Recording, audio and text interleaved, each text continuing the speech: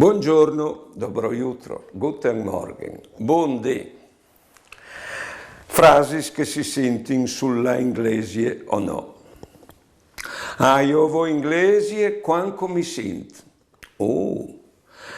Prove ho troppi robis che in tune giornate tu fasis perché tu ti senti di falis e troppi che tu fasis perché le just falis.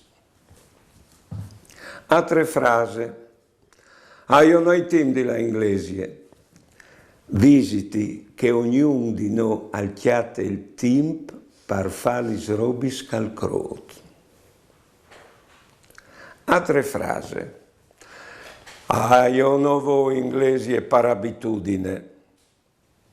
E cui ti ha proibito di là per convinzione.